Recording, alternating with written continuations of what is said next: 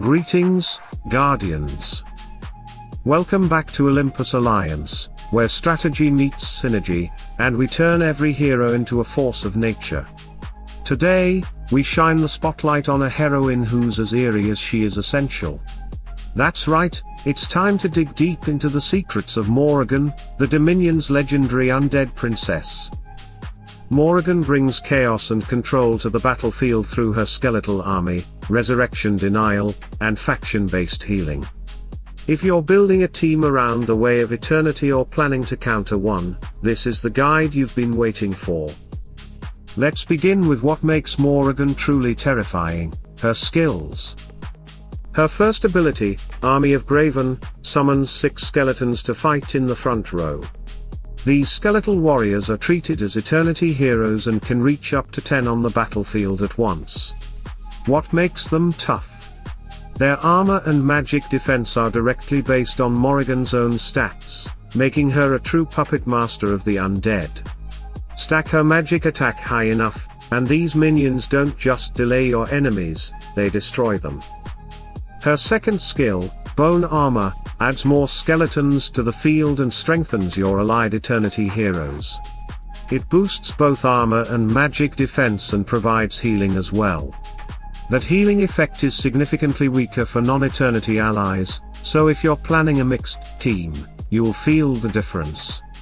But in a fully eternal lineup, it's like casting a protective ward over your whole squad. Empathy of Eternity, her third skill, works differently. Morrigan again summons 2 skeletons and applies a damage-sharing effect to all allied eternity heroes. That means when one of your heroes takes a hit, the pain gets spread out across the skeleton army.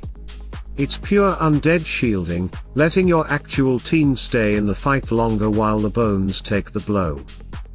And now, the skill that sets Morrigan apart from every other healer in Hero Wars, Alliance, Necromancy. Each time an enemy dies, she summons another skeleton from their remains.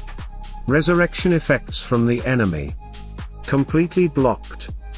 Morrigan gains a soul essence charge when that happens. And when one of your own allies falls, she can spend that charge to bring them back from the brink.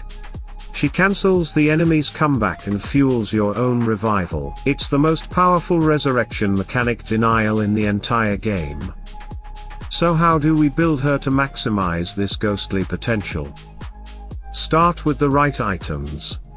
In the violet ranks, focus on gear that boosts both magic attack and health. Around orange +3 or +4 is ideal to hit the sweet spot in early and mid-game play. Things like the Diviner's Orb, Panoptic Orb, and Tome of Fate.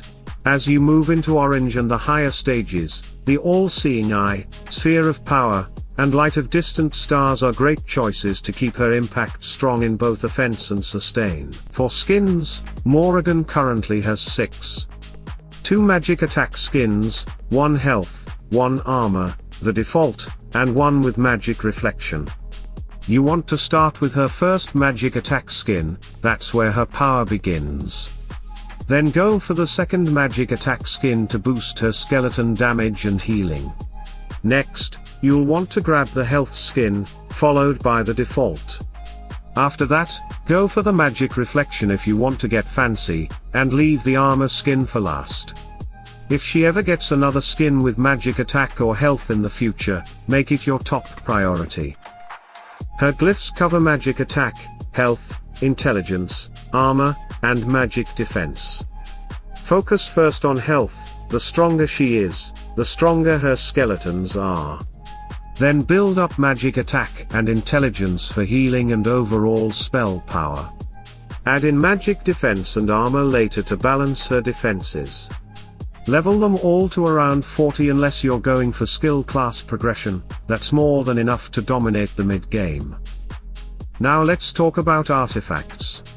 Her weapon artifact gives the whole team bonus armor penetration when she casts her first skill, very useful for offensive setups. Her book artifact boosts her magic attack and health, and her ring increases her intelligence. Your top priority here is the book, then the ring, and finally the weapon artifact. Magic attack drives her healing, damage and skeleton scaling, so always start there. Gift of the Elements. Absolutely essential. Max it out.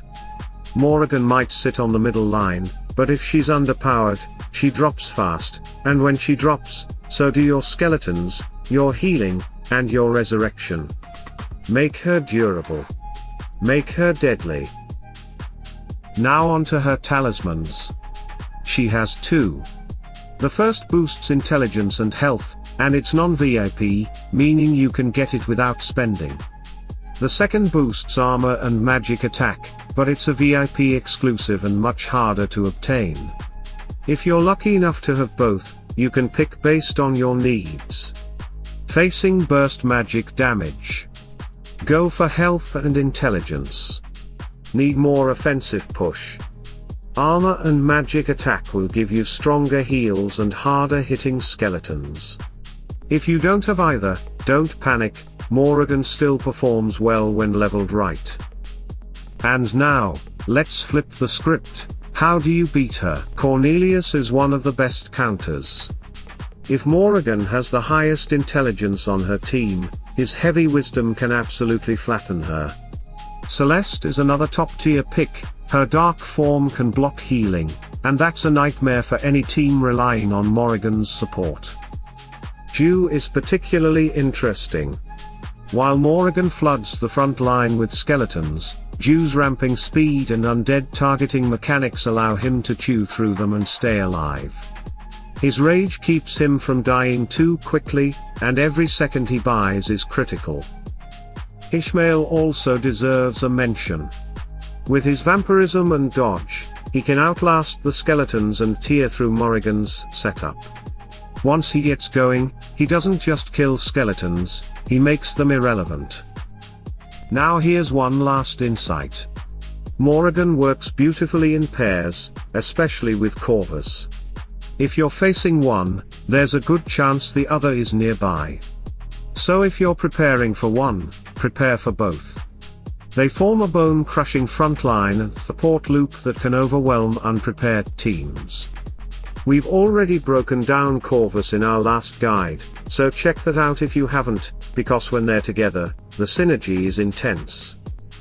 Corvus and Morrigan the Undead, we will do top 5 teams together, stay focused for the next videos warrior. And that's it for today's deep dive, Guardians.